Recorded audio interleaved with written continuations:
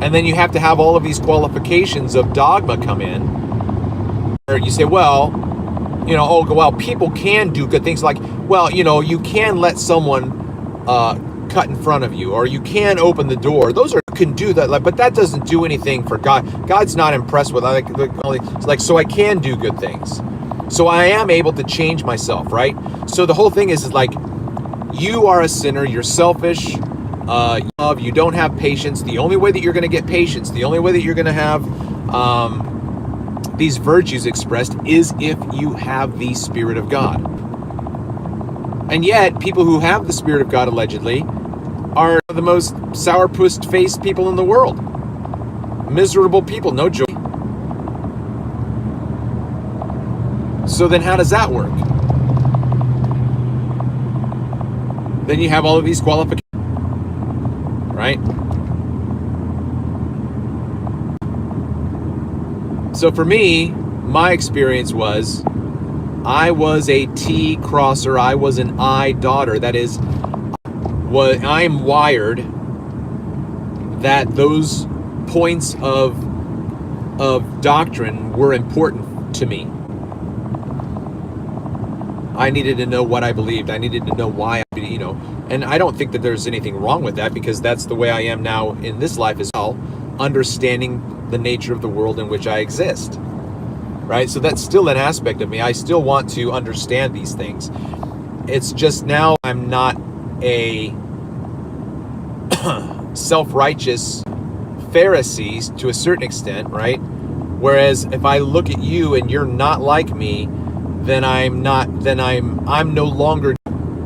And that was a part of who I was before. I was judgmental. But not everyone in Christianity is that way. I don't want to paint that, there are plenty of people who know what they know and understand dogma and all that kind of stuff. They are lovely, beautiful people who love people. And I had to work through my psychosis, right, to get to the point to where I love people more than I love myself. And I think that that's, a positive expression of where I'm at right now. But I had to leave Christianity to get to that place.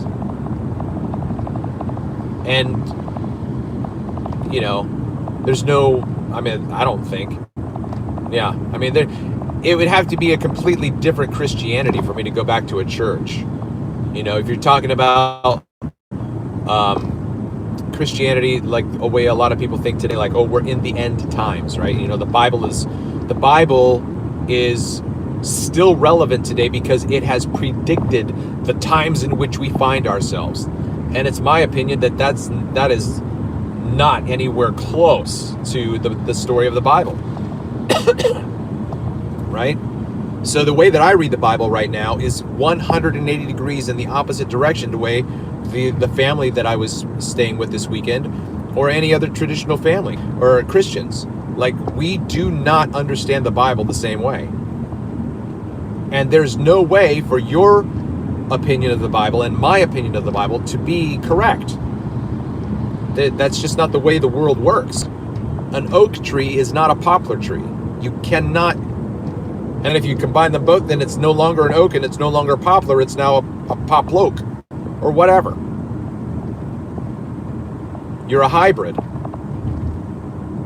And I don't have any problems with those hybrids anymore, Like, those hybrids are beautiful. And I'm a hybrid. There's nothing new under the sun. Everything comes around and goes around, including things that we learn. So I've thought, a number of times that I've had original ideas. Well, they are original to me as I express them. But I don't think that they're original in the fact that they've never existed anywhere. No one else has thought these things. However, I will say this about my investigation, that my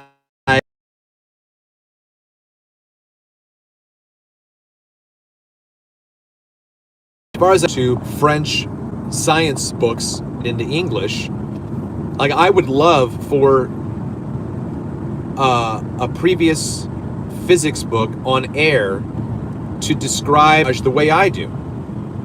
However, if there exists, let me say it this way. However, I don't think there exists anyone who expresses their opinion of what a mirage is the way that I do. And it's a bit abstract, but if you'll bear with me, I'll try the best I can while I'm driving to give you a picture of what I believe the physics of a mirage are.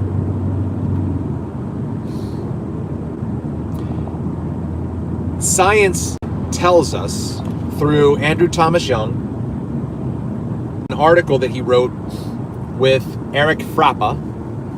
I have not been able to get a hold of Eric Frappa. I've emailed him numerous times. And just the unfortunate reality of these specialized experts in their field where I can't get a hold of anybody. And so in this article, and Andrew Thomas Young co-wrote, they make the scientific statement that a mirage is a vertical 90-degree image, okay? Which puts it more in a two-dimensional concept, okay? So if you have y-axis, which is the parallel horizontal, right? You're going to draw a parallel line across the middle of your screen. That's the y-axis. And then if you dissect that or bisect that line with a vertical z line, right? So now you have a perpendicular. Those are two axes, right? You have the horizontal and you have the vertical. That is the concept of the mirage. It is a z-axis reference. It's straight up and down. Okay? That's not my interpretation of what I've seen for the past 6 years. And as far as I know, I've never seen any science talk about a mirage the way I talk about a mirage, which to me is very telling.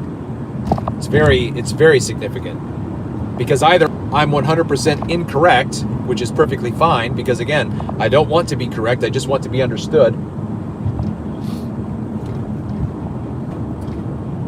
And the science that I've read doesn't ever correct. You know, it's not like it says, back in the early times of the research into atmospheric refraction and atmospheric gradients, in the early interpretation of this field of study, the previous scientists used to think that mirages were along the x-axis. So now we're bringing depth, okay? So now we have 3 dimensions. We have width, we have height, and we have depth. That's 3 dimensions. The science of mirage doesn't have depth. It only has Z. It's just vertical, straight up and down. But there's no alternative to that option. They don't talk about how they moved away from that based on scientific research. Well, we used to believe that, or we used to think that mirages were presented along the x-axis, along the first-person viewer, in terms of what we would consider the depth of what you're looking at. Okay? I know that this is probably really abstract, so bear with me. But again, this is part of my working out in my head. This is a beautiful day. Working out in my head how to say what I need to say, because this is important for the research that is out there.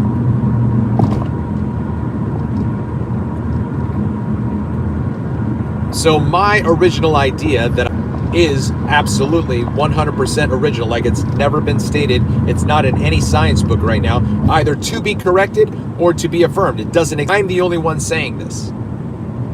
This thought is original with me. you have three axes. You have depth, you have width, and then you have height. Okay? When you have a Mirage, no, let me start up. Let me back up. You have depth, you have width, and then you have height. Ooh, well, that's interesting, right? In the name of the Father, of the Spirit, and the Son. That's interesting. Where was I?